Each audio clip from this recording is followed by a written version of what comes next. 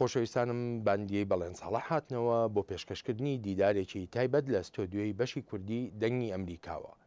هەروەکو ئاشکرایە عێراق بە سەروەختێکی لێوان لێو لە قەیراندا تێپەڕ دەبێ.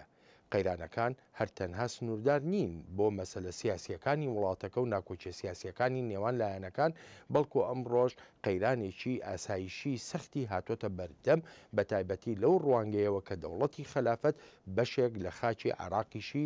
گرتوۆتەوە.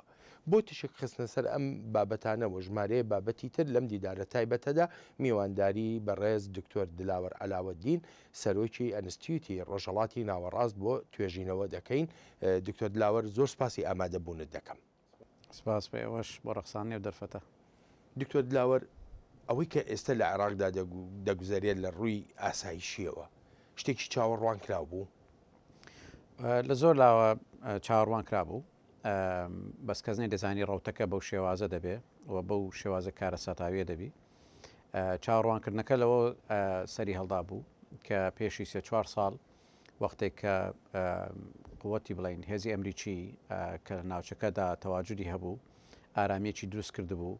لە دوای شەڕەکانی ساڵانی 2005-2006 شەڕی ئەهلی ناو عێراق توانرا کۆنتترۆل بکرێت لەلایەن هێزی ئەمریکیەوە. عێراقیش کە تەسلیمی حکوومەتی نوێی هەڵبژێردراوکە کە دەکە حکوومەتی مالکی، دوای ئەوە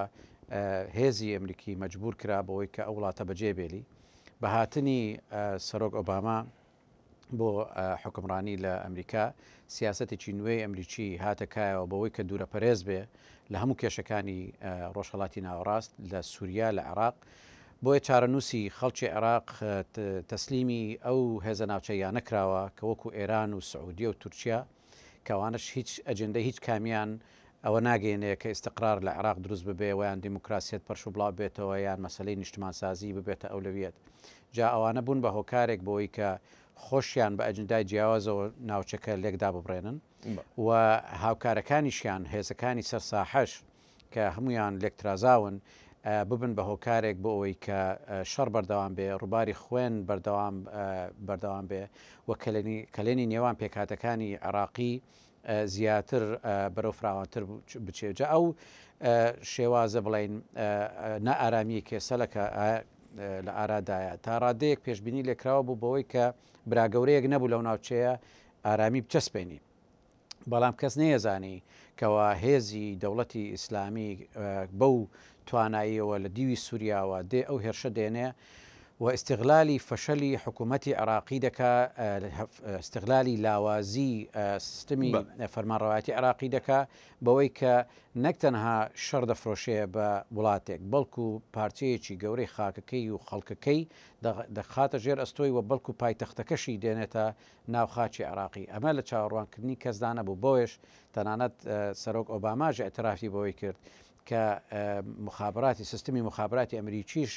بەلایەوە مفاجئە بوو کە بەو ئاستە کاریگەریە دەوڵەتی ئیسلامی توانی پێگەی خۆی بچەسپێنە. 3 خاڵی گرنگە ئاماژە پێکرد. یەک، بوونی هێزە سەربازیەکانی وڵاتی یەکگرتوەکانی ئەمریکا. 2، دەستێوەردانی وڵاتانی تر لە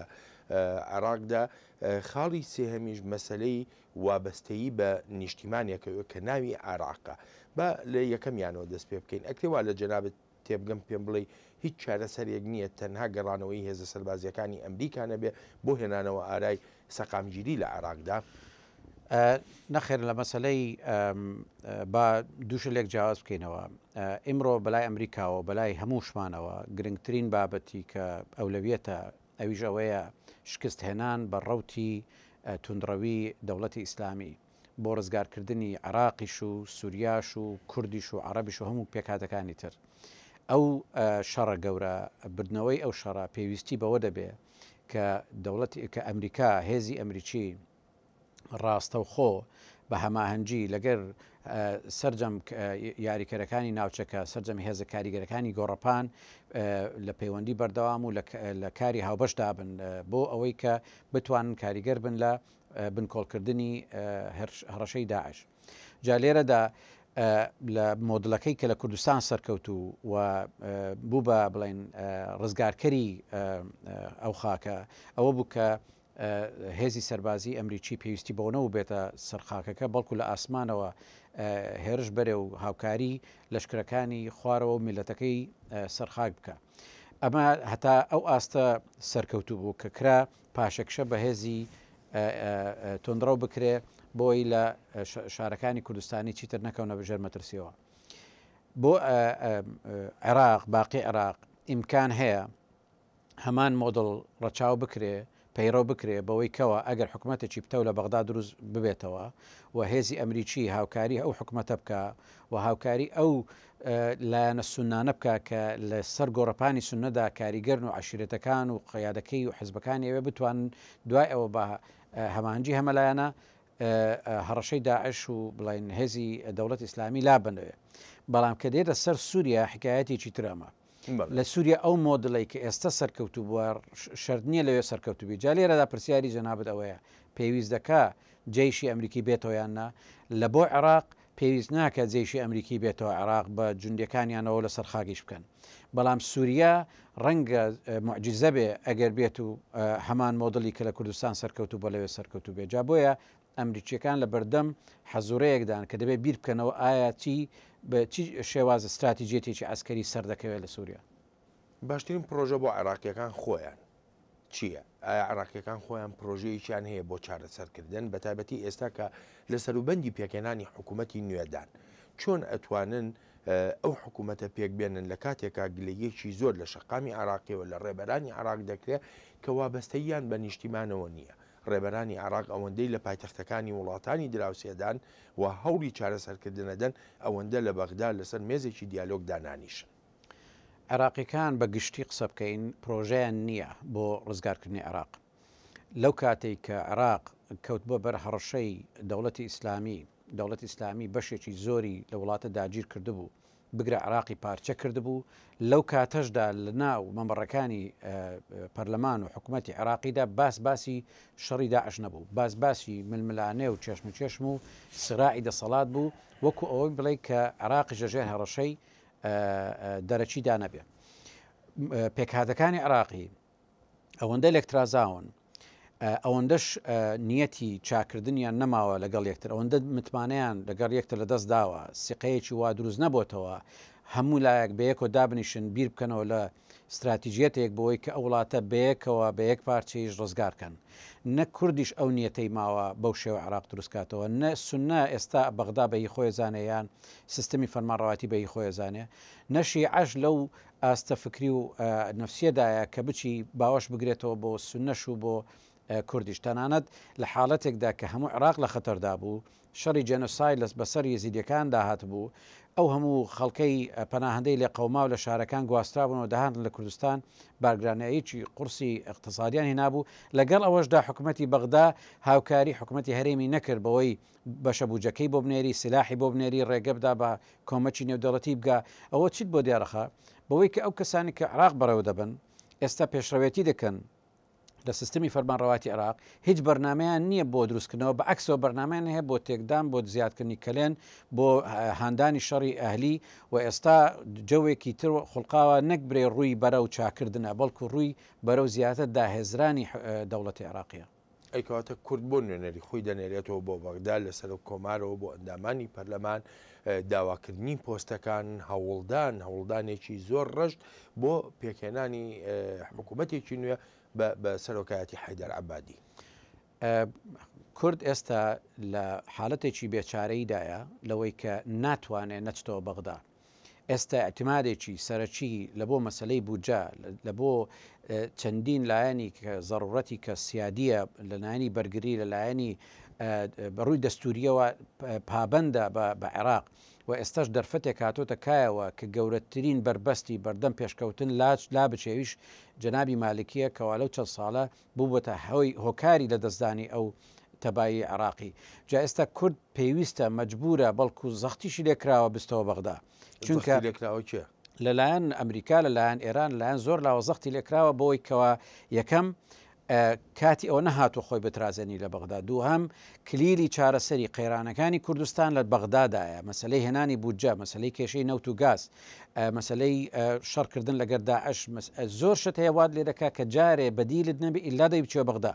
دووهەم بەغدا شانۆیەکی گەلک مهمە، دەوڵەتێکی گەلک مهمە، ئەمەلیەی سیاسی لە بەغدا هێشتا نەگەیشتۆتە ئەو حالەتەی کەوا هەموو لایەک دەستی لێ هەڵبگرن. ئەمریکیەکان ئومێدیان پێماوە، ئێرانی ئومێدی پێیماوە، جا لێرەدا کورد ناتوانێت بڵێ بە ڕەغمی ئەو هەموو زەختەی لەسەرێتی، ئەو هەموو حاجەتەشی هەیە بە بەغدا، ئەو حالەتەشی هێشتا دروست نەکردو خۆی لە هەناودا توانای دەوڵەت ڕاگەانی هەبی، بۆیە مەجبورە بستەوە بەغدا. کە دەشتیتەوە بەغدا دەبێ بە جددی بچی. ڕاستە لەلایەکەوە نابێت دەست هەڵگری لە ڕەوتی سربەخۆیی، نابێ واز لە فکرەی بنیادنانی نیشتمان و بنیادنانی دەوڵەت بنێ، ئەمایان دەبێت ئەو ڕێچکەیە بەردەوام بێ. بەڵام لە هەمان کاتیشدا کە چوو بۆ بەغدا دەبێت باشترین سوود لەو دەرفەتەی بەغدا بینێ، زیاترین حەد بتوانانی بەغدا بدۆشێ بۆ ئەوی کە خێری بۆ کوردستان هەبێ. ئێستا کوردستان بێجگە لە بڕینی موچە و داهێزرانی وەزی اقتصادیەکەی و ئەوەی کە ئێمە دەیبینین، لەگەڵ ئەوەشدا زیاتر لە 800 هزار پەناهەندە و لێ قەوماوی جێلەقبوو هاتوون لە کوردستانن کە عبئێکی اقتصادی یەکجار گەورەتریشان خسۆتە سەر کوردستانەوە. جا دەتوانی بڵێ ئەمە شتێکی نییە کورد اختیاری لە بەردەست بێ، وڵا ئەرێ بچم یان نەچم، ئەمە لە حاجەتە، لە ضرورەتە، لە بێچاریە. بێجگە لەوەش کاتی ئەوە نەهاتووە ئێمە لە ئیمساڵ لە ساڵی 2014 بڵێن ئێمە دەوڵەت ڕادەگەینین و پێویستمان بەغدانەما. پێویستیمان بەوەیە بنەمای اقتصادی خۆمان وا لێ بکەین کەوا خۆمان لە بۆ سربەخۆی اقتصادیمان وابی خۆمان بژێنین، سربەخۆی دیبلۆماتیمان وەبی کە بتوانین ئەو دەعمە عالەمی ڕاستەخۆ بۆ خۆمان بێنین، بنەمای ئەسکەریمان وابێ بتوانین دیفاع لە خۆمان بکەین لە هەڕەشە، بە دامەزراوەکردنی دەوڵەتمان یان سیستمی فەرمانڕەواتی خۆمان وا موسەساتی بکەین کە ئێمە بەوادری لێکترازانمان پێوە نەمینێ. ئێستا ئێمە بە کەمترین هەڕەشەی دەرەچی قابلی ئەوەی نەوڵاتەکەمان لێک بترازێ هەڵبۆشینەوە، چونکە سیستمی حکومڕانی کوردی زۆری پێویستە هەتا دەکاتە ئەو ئاستەی کە بنەمای دەوڵەتێکی پتەوی لە خۆ بڵین متمانە بەخۆی پێوە بێ. جا لێرەدا ئێمە چارمان نییە، دەبێت لە هەموو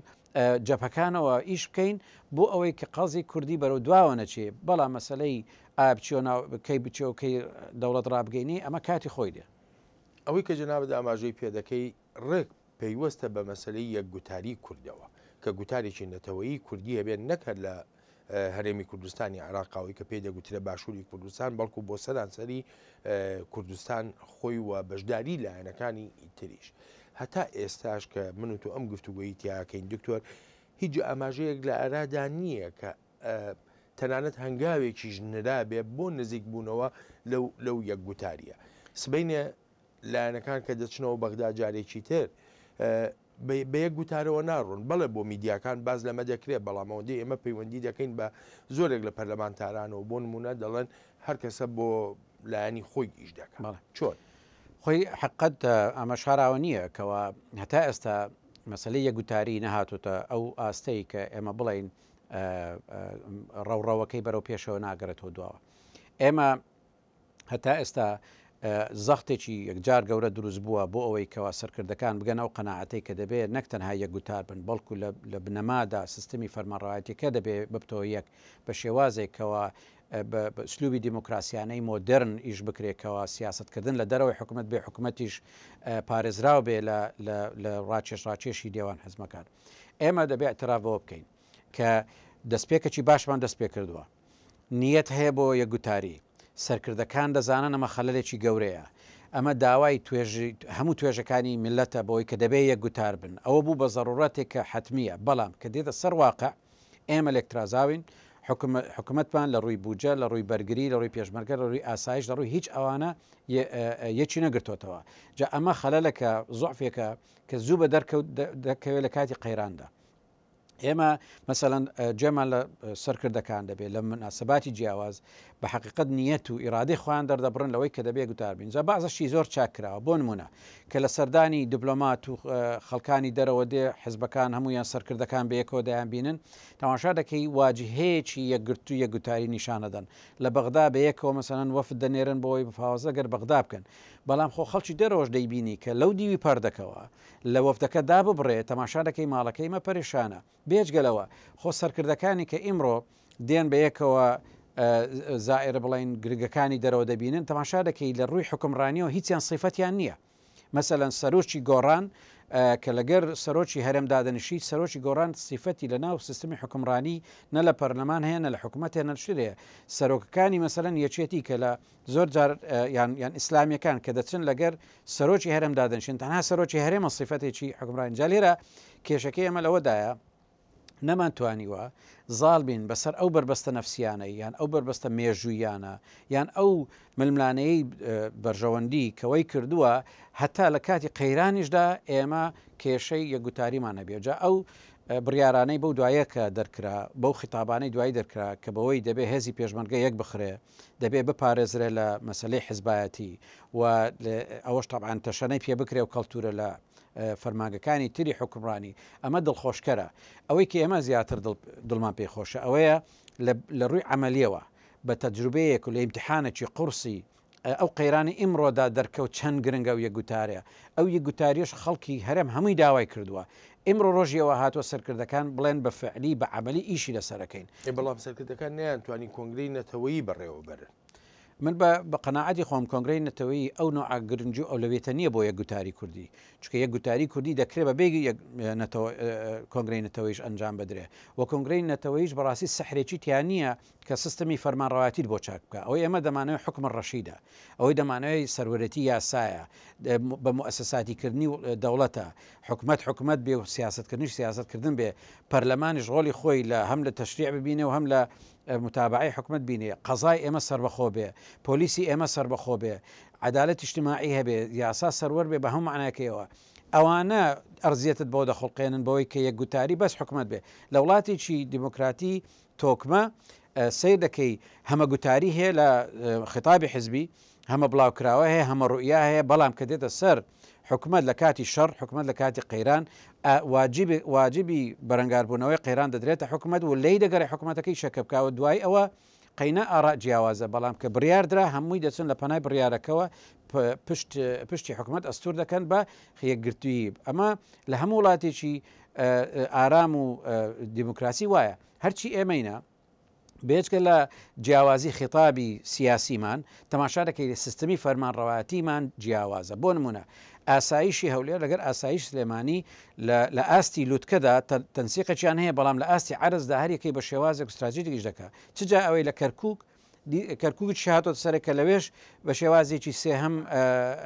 ئاسایش بەڕێوە دەچی پێشمەرگە لە جەبهەکانی جەبهە جیاوازەکاندا تەنها لە ئاستی لووتکە لە ئاستی قیادیدا خیتابێکی مشتەرەکەیە بەڵام لە کۆماند و کۆنتترۆلی پێڵەن لە پەیکەری بڕارداندا تەماشارەکەی جیاوازن ئەو جا ئەوە دێ سەر هەموو کێشەی دارایی بڵێن وەختێک کە دارایی دوو ئیدارە جیاواز بوو معنای دەسەڵاتی دوو ئیدارە جیاوازە معنای پرۆسەی بڕاردان لێک دەترازێ جا ئەو کێشانە لە کاتی هێمنی مەفروزە ئیشی لەسەر بکەین ساغی کەینەوە هەتا لە کاتی قەیران ئێمە پێوانە دیار نەبی کاتێک لە حقەدا ئێمە قەیرانەکان ئەو کێشەمان بۆ دەردەخە جا ئێستا ئێمە دەبێ با ئەوەندە سیقەمان بەخۆمان بی دەزە سەر برینەکان دانین ئەو قسانی کە ئێستا دەیکەین من دەیکەم تۆ دەیکەی ئەوە سیقەیەک دەدا بە ملت کە ئێمە دەستە سەبرین دادنین بەڵام بە ئینیەتی عیلاجکردن کە عیلاجیشمان کرد ئیرادە هەیە بۆی بەسەر بربەستەکاندا زاڵبی دەبێت دڵنیاشبی لەوەی چاکردنی سیستم ریفۆرمی سیستم گەلێک قورسە بربەستی زۆرە دژایەتیشی زۆر دەکرێت بەڵام هەر سەرکردایەتیەک یان هەر بڵێن سیستمێک کە ئەو سیقەی بەخۆی بوو کە ئاعترافی بە خەلەلەکە کرد و بەڵام بە ئیرادەیەک و بە حەزمێکەوە بە ئیسرارێکەوە چوو مواجهی کرد بربەستەکان یەک لە دوایەک لا دەبا ئەمەش تموحی هەمووانە ئەو کێشانێکی ئێستا من و تۆ باسی دەکەین خەڵکی دەرەوە باش دەیبینێ من ئێستا لەگەڵ تۆ لە واشنگتن دانیشتن خەڵکانێکی زۆری ناو ئیدارەی ئەمریکی و کۆنگرس و ناو سەحافە و ئەهلی ئەکادیمیمان دیوە لە ژووری داخراودا هەمویان پێمان دەڵێن کێشەکانی ئێمە چیە وەکو بڵێ لە ئێمە باشتر دەیزانن ئێمە کێشەمان چییە کاتێک ئێمە چونکە لە دەرەوە ڕوویەکی گەشتر دەدەین و دنیا بەهار دەکەین وا دەزین واتە سەودەکەمان نایزانن لە ڕاستیدا دوژمنەکانمان و دۆستەکانمان لە ئێمە باشتر دەزانن کە ناو ماڵی ئێمە چەند نامڕەتەبە و لە ئێمەش باشتر دەزانن کە ئێمە هەموو کوردیەکین لەسەر دۆزەکەمان لەسەر تموحمان لەسەر ئەو خەونەی کە هەمانە لەسەرەوەی بەرەو دەوڵەت دەچین هیچ دوو کوردێک خلافی نییە لەسەرەوەی ئێمە دەبێت دەوڵەت بین کەواتە تۆ ئەگەر ڕێچکەشمان جیاوازبی هەدەفمان یەکە جا لێرە ئەمە دۆست و دوژمنەکانمان با لە خۆمانەوە بیبیستن کە کێشەمان چییە لە خۆشمان و بیستەوە عیلاج چییە داوای هاوکاریشیان لێ بکەین کەەوە خۆشمان لەگەر یەکتر تەعاون بکەین لەسەر عیلاجکردنی ئەو کێشانە دکتۆرەوەندەی چاودێری ڕۆژی عراق دەکەی پێ وایە ئەو گرێکوێرانە یاخو ئەو کێشانی کە لە بنبەستیان دابوو لەگەڵ نورین مالکیدا لەگەڵ حیدەر عەبادیدا کراوەتر بن؟ طبعا ئەوەی کە لەگەر بەغدا دەگوزارێ جارێ حکوومەتی نوێ یان شخصێتی نوێ سەرۆکوەزیرانی نوێ کە کابرایەکی زۆر معقول و زۆر محتەرەمە و خانەدانە وەکو لە ئاستی شخصیدا زۆر جیاوازی هەیە لەگەر جەنابی مالکی، بەڵام لە ڕاستیدا خەریجی هەمان مەدرسەیە، هەمان دەنگدەری هەبووە، هەمان ئەو خەڵکی کە ئێستا چاودێری تەسەڕفاتی دەکاویان مەرجی هەیە بۆی کە چ نوعسەرە وەزیران بێ هەمان کەسن. دەوڵەتی قانون هەر لە جێگەی خۆی ماوە لە کوت لە کەشیان لە ناو پەرلەمان هەمان بڵۆکی هەیە کە دەتوانانی ڕێگری بکە لە هەموو مەتالیبێکی کوردی. جا بۆیە بەڕاستی شت زۆر نەگۆڕاوە. کاچ عەبادیش سحرێکی وای پێ نییە کە بچی بتوانانی هەموو لایەک ڕازی بکە. ئەو داینامیکێت و ئەو هاوکێشانەی پێشتر هەمووی لە جێگەی خۆیەتی. بۆی ئێمەش دەبێت تەوقعاتمان تۆزێک واقعیبی. ئەو کابرایە ئەگەر کەیفی لێ بێتوانی وعدەی دنیات پێ بدا، بەڵام زارین هیچ چێشتی گەورە ناتوانێت بێنتە جێت، چونکە زۆری هەیە لە دەسەڵاتی دانیا، زۆر هەیە لە دەسەڵاتی پەرلەمان و یان بەپێی دەستور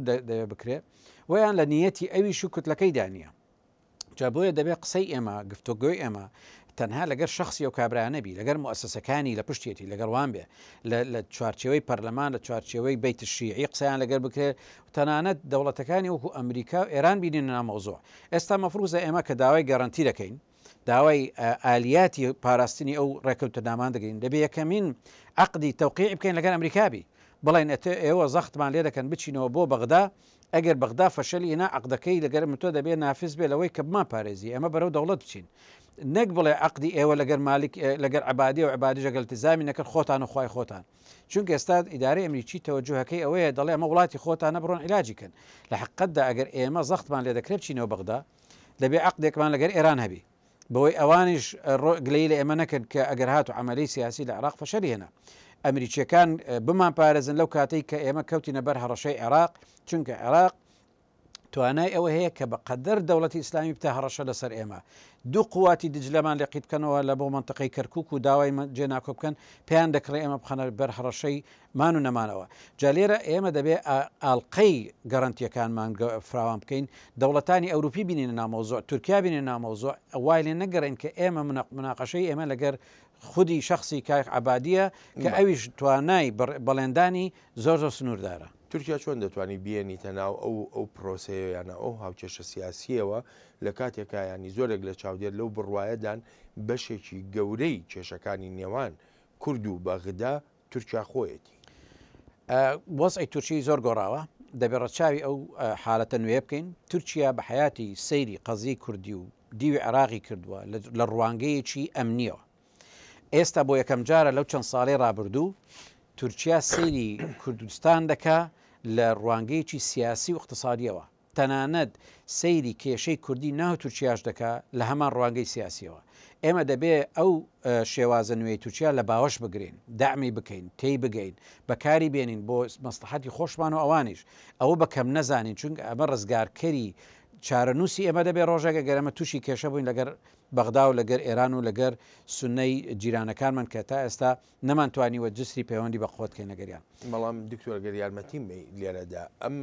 ڕۆژە ئاسایشەی کە لە عێراق هاتۆتە ئاراوە، ئەمەی داعش و شەڕەکانی داعش با بڵێین، زۆر لە شیکەرەوە ئەمە بە پرۆژەیەکی سونەگەرایی دەزانن لە ناوچەکەدا، وەک چۆن باس لە شانشینی عەرەبستانی سعودیە و باز لە قەتەر دەکرێ لە پشتیوانی ئەم هێزە و دابینکردنی کۆمەکەکان بۆ ئەم هێزە،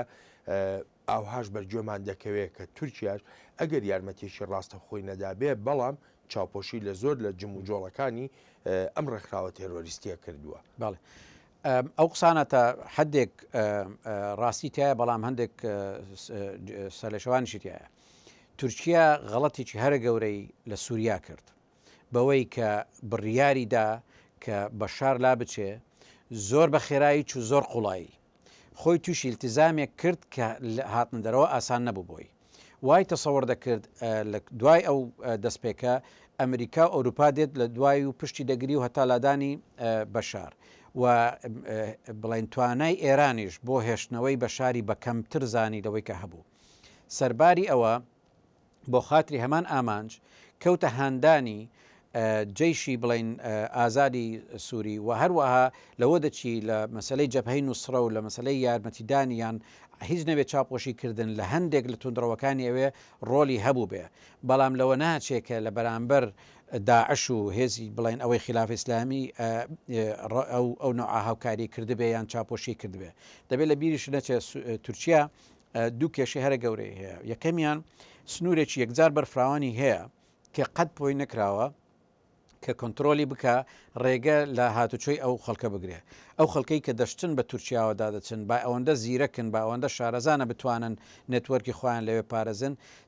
سەرباری ئەوەی کە خەڵکەکە لە دەرەوە دێ لە سەرچاوەوە مەفروزە ڕێگەی لێ بگیرێ نەکرد گلەیەکە لە تورکیا بکرێ دومین تورکیا ئێستا مەجموعەیەک ڕەهائینی هەیە لە بندەستی داعشدانە ئێستا کە توانای ئەوەی نییە کە لە زۆر لاوە حرەکە بکە لەبەرەوەی چونکە چارەنووسی خۆی و ئەسیرەکانی دەکەونە خەتەر جا تورکیا لە ڕاستیدا هیچ بەڵگەیەک نییە کە ڕاستەوخۆ یارمەتی داعشی دابی بەڵام هەموو زۆر بەڵگە هەیە کەوادەی سلمێنێ داعش زۆر لەوە زیرەکترە زۆر لەوە بەتواناترە کە تورکیا بتوانانی ڕێگەی لێ بگری و دومیش داعش توانی وێتی ئیسیفادە لە هەموو ئەو یارمەتیانە بکە کە لە وڵاتە سونیەکانی وەکو خەلیج و سعودیە بۆ نوسڕەش چوبن ئەویش استفادە لێ کردبی چونکە استقدابی خەڵکی لە ناوانیش کردووە جا لێرەدا حقت ئەمەمانە ئەوە نییە سیاستەکەی تورکیا دژی کورد بووە ئەو شتانەی نەکردو دژ بە کورد ئەوەی کردی دژ بوو بێ ئەگەر یارمەتیم بێ دژ بە کوردیش نەبوو بێ بەڵام لە ماوەی ئەم شەڕانەدا هەتا ئێستاشی لەگەڵا بێ تورکیا بە فەرمی هیچ هەڵوێستێکی نەنوان لە کاتێکا زۆرێک لە ئابووری ناسان زۆرێک لە شێکەرەوەی سیاسی هەرێمی کوردستان وەکو مەڵبەندێکی ئابووری بۆ ئەنکەرە دادەنێن ئێستا جەنابیشت ئاماژە بۆەوە کرد کە دەڵێت ئاڕاستەکان لە تورکیادا گۆڕاوە چ لە ڕووی سیاسیەوە چ لە ڕووی ئابوووریەوە حزوری هەیە لە هەرێمی کوردستانی عراقدا ئەمە لێرەدا متمانەیەکی تر دروست دەبوو لە نێوان خەڵک لە هەرێمی کوردستانی عراق بۆ لەگەڵ ئەنکەرەدا ئەگەر هاتبا و هەڵوێستێکی فەرمی بنوانە وەکگوتم لە تورکیا لە مووقعێکی قرسدایە دەستی لە زۆر لاوە بەستراوەتەوە ئێمە دەبێت گلەکانمان واقعیبی لە ئاستی حەدەستا بێ ئێستاکە بۆ نمونە تورکیا بە چاک ئاگدارە کە یارمەتێکی زۆر لە دیوی تورکیاوە بۆ ناوچەکانی ژێردەسەڵاتی پەیەدە دەچی ڕاستە خۆ کۆمەک دەنێدرێ بۆ پەیەدا بۆ کوردەکانی سووریا ڕێگەی لێ نەگرتوون بەعکسەوە لە بەعزە ڕووی ئینسانیەوە خۆش یارمەتی ڕەنگە دابن لە دیوی کوردستانی بڵین عراق یارمەتیی زۆر لە دیوی تورکیاوە هاتووە حرەکە هاتووە زۆر شت کراوە کە تورکیا نەهاتوتە مەدان بەڵام ئێمە چاوەڕۆیشتی گەورەترمان دەکرد لە تورکیا لە کاتی قەیراندا لە کاتی هجوومە عسکەریەکاندا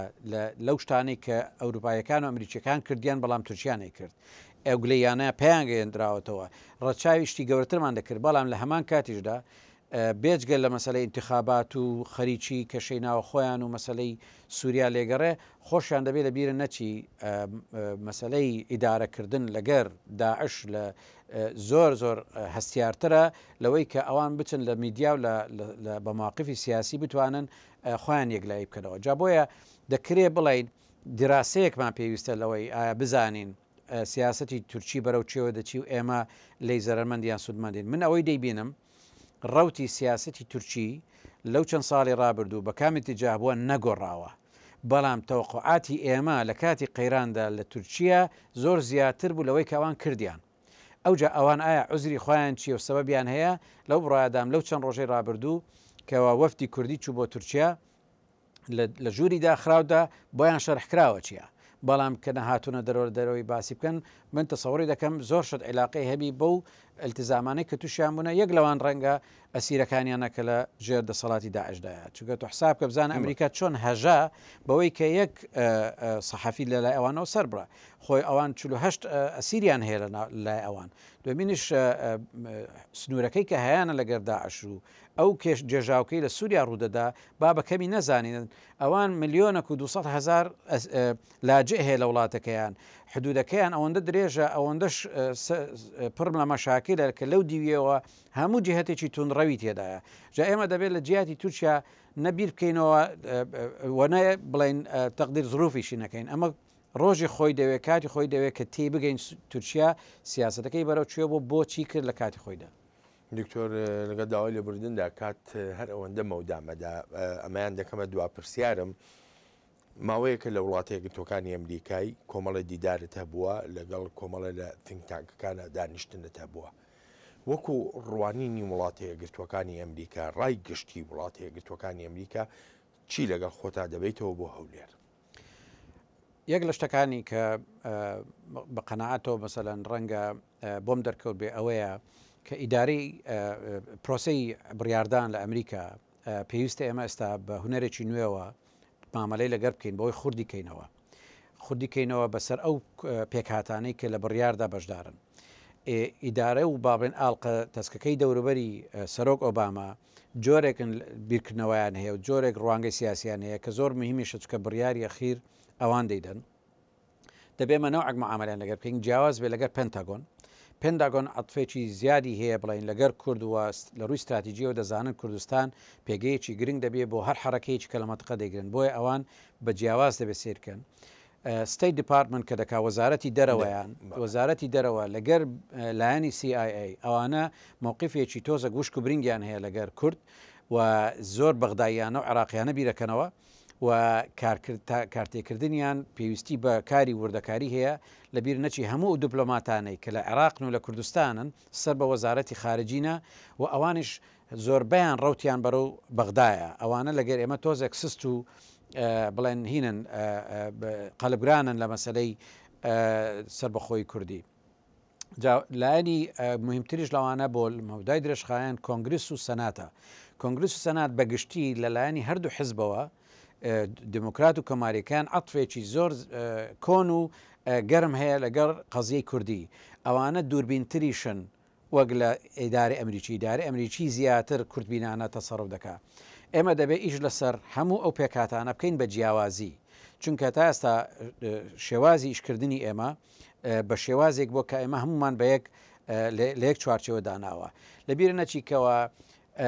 کۆمەلگای یان توێژی ئەکادمی فینگتانکەکانی ئەمریکی ڕۆڵێکی یەکجار باڵا دەبینن لە داڕشتنی سیاسات و تەوجیهکردنی سیاسەتی ئەمریکی. ئێمە دەبێ ئەو ئیشی باش کراوە لەلایەن ئەوانەوە و تەنانەت کە یارجیش